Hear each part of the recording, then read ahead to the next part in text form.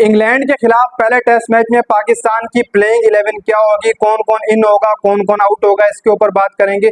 इसके अलावा pitch report भी सामने आ रही है कि पिच को पूरा का पूरा दोबारा से ग्रीन कर दिया गया। एक दफा फिर से हमें ग्रीन टॉप देखने को मिलेगा, यानी कि ये रावलपिंडी वाला ग्रीन टॉप नहीं है। थोड़ा बहुत दिल को थाम के बैठिएगा कि आप ये सोच रहे हो कि शायद ये रावलपिंडी वाला ग्रीन टॉप तैयार कर दिया, नहीं। मुल्तान वाला जो विकेट है वो कुछ अलग है। यहाँ पर जो भी पहले टॉस जीतेगा वो मेरे हिसाब से बैटिंग की तरफ ही जाएगा। जो बैटिंग करेगा उससे बहुत फायदा होगा। यहाँ पर स्पिनर्स को ही मदद मिलेगी, फास्ट बॉलर्स को ही मदद मिलेगी, बीच बीच में सबको मदद मिलेगी। पहले ही दिन आपको देखने को मिलेगा मुल्तान की इस विकेट के ऊपर कि फास्ट बॉलर्स को भी मदद मिलेगी और स्पिनर्स को भी मदद मिलेगी, दोनों को मदद मिलेगी। ऐसा नहीं है कि पिंडी में अगर बैटर्स को मदद मिल रही है तो बैटर्स को मिलेगी, फास्ट बॉलर्स को मिल रही है तो फास्ट बॉलर्स को मिलेगी, स्पिनर्स को मिल रही है तो स्पिनर्स को मिलेगी, नहीं, बल्कि सबको यहाँ पर मदद मिलेगी। बैटिंग से लेकर बॉलिंग, स्पिनर तक सब यहाँ पर आपको दिखाई देंगे विकेटें लेते हुए। लेकिन पाकिस्तान कौन सी प्लेइंग 11 खिलाएगा, क्योंकि लास्ट जो टेस्ट मैच हमने बांग्लादेश के खिलाफ खेला वो शर्मनाक शिकस्त अभी तक हमारे दिलों के अंदर है, वो गई नहीं, क्योंकि हमारी होम सीरीज थी, वो हमें होम के ऊपर मारकर चले गए थे। पाकिस्तान ने अपनी बेस्ट एक्साई पिछले टेस्ट में खिलाई थी बांग्लादेश के खिलाफ। लेकिन अब अगला टेस्ट 7 अक्टूबर को स्टार्ट हो रहा है मुल्तान में इंग्लैंड के खिलाफ, वहां पर पाकिस्तान की प्लेइंग 11 पर जो बात कर लेते हैं। सबसे पहले मैं किसी के ऊपर बात नहीं करूंगा, सबसे पहले मैं अब्दुल्ला शफीक के ऊपर बात करूंगा। क्या अब्दुल्ला शफीक डिजर्व करता है पिछली 21 इनिंग अगर अब्दुल्ला शफीक की आप देखें तो वो टीम में शिरकत तो दूर की बात, स्कोर तो दूर की बात, वो दूर दूर तक कहीं नजर भी नहीं आने चाहिए। लेकिन फिर भी पता नहीं क्या पाकिस्तान क्रिकेट बोर्ड के कुछ ऑफिशियल्स हैं, शायद उनको अब्दुल्ला शफीक अच्छा लगता है। एक बार फिर से 15 में भी डाल दिए और पहले टेस्ट में अब्दुल्ला शफीक क्या पता आपको खेलते हुए दिखाई दें। ओहरेरा दूसरा इनके पास ऑप्शन है।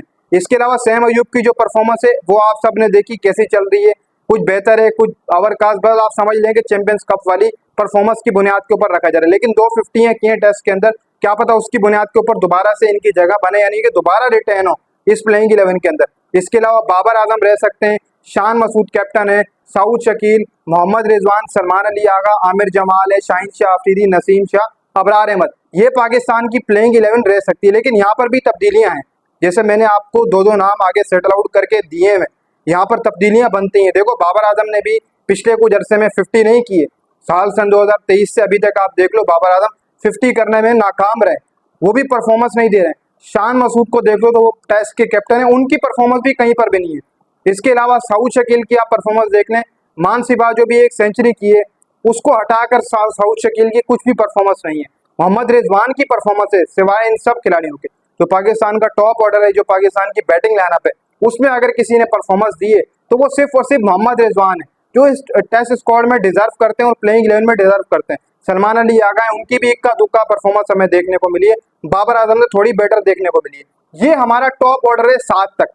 अब इस टॉप ऑर्डर के अंदर मेरे हिसाब से मान सिवा आपके मोहम्मद रिजवान के किसी ने भी अच्छी परफॉर्मेंस नहीं दी, किसी की भी ऐसी कारकर्दगी नहीं है जो पहला टेस्ट खेलेगा जो पूरे फॉर्म में हो, जिसके ऊपर हम कहें कि यार पहला टेस्ट हम जीत जाएंगे।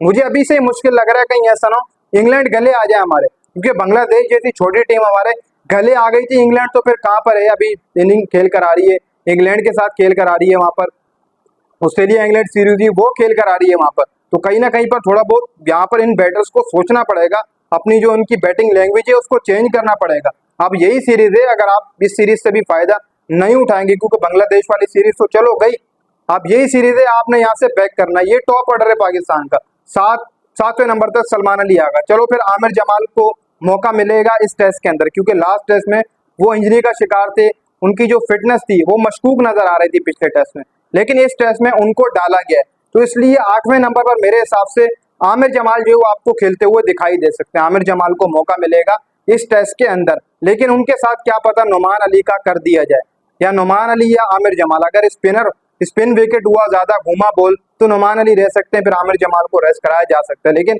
शाहीन शाह अफरीदी है, मीर हमजा, शाहीन शाह अफरीदी की जो कारकर्दगी है वो हम सबके सामने ऐसा लगता है कि भागता हुआ स्पिनर कोई बॉलिंग करा रहा है, तो इसलिए यहाँ पर जगह तो नहीं बनती है शाहीन शाह अफरीदी की, लेकिन हमारा टॉप विकेट टेकर है, इसी वजह से जो है वो कहीं ना कहीं पर उसकी जगह अभी तक बनी हुई है, वरना तो जगह नहीं बनती थी शाहीन शाह अफरीदी की। मीर हमजा डिजर्व करता है, लेकिन ऑप्शन फिर भी मैंने यहाँ पर रखा कि मीर हमजा को आप खिला सकते हैं, शाहीन को ड्रॉप कर सकते हैं। नसीम शाह की बात करें तो पेस आ रही है, लेकिन वो परफॉर्मेंस नहीं आ रही, वो रिदम नहीं आ रहा इंजरी के बाद। इसके अलावा 11वें पर आपको अबरार अहमद नजर आ रहे होंगे, तो पाकिस्तान की ये प्लेइंग 11 रह सकती है। लेकिन यहाँ पर भी मैं समझता हूँ कि अगर आप रद्दोबदल करना चाहें तो कर सकते हैं। नुमान अली को अबरार अहमद की जगह लेकर आ सकते हैं, अबरार को ड्रॉप कर सकते हैं, क्योंकि पिछले टेस्ट में अबरार को आपने मौका दिया था, लेकिन अबरार अहमद उस तरीके से उभर के नहीं आए थे। एक टेस्ट के अंदर एक आध भी विकेट बड़ी मुश्किल से जो है वो अबरार को मिली थी। तो इसलिए आप नुमान को खिलाना चाहे तो 11वें पे नुमान को ले आए, अबरार को आप ड्रॉप कर सकते हैं। जमाल खेलेगा, शाहीन खेलेगा, नसीम, फिर आप नुमान एक स्पिनर के साथ जो है वो आप जा सकते हैं। सलमान अली यागर भी ऊपर कराएंगे, लेकिन अगर आपने 2 स्पिनरों के साथ जाना है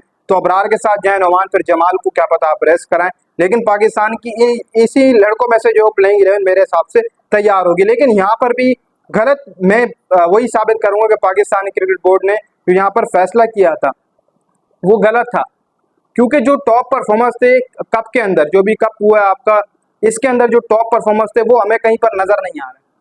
उनको खिलाया ही नहीं है, शायद वो दूर दूर तक कहीं पर भी नहीं। रिजर्व के अंदर आपने रख दी है, वहां पर जो है वो आपको देखने को मिलेगा। जाहिद महमूद रिजर्व में, मोहम्मद अली भी रिजर्व में, खुरम शहजाद वैसे नहीं है। इसके अलावा हमारा टॉप परफॉर्मर्स वो भी रिजर्व के अंदर मौजूद है। उसको तो चलो कहीं ना कहीं कामरान गुलाम की जगह बनती थी कि आप कामरान गुलाम को खिला लेते।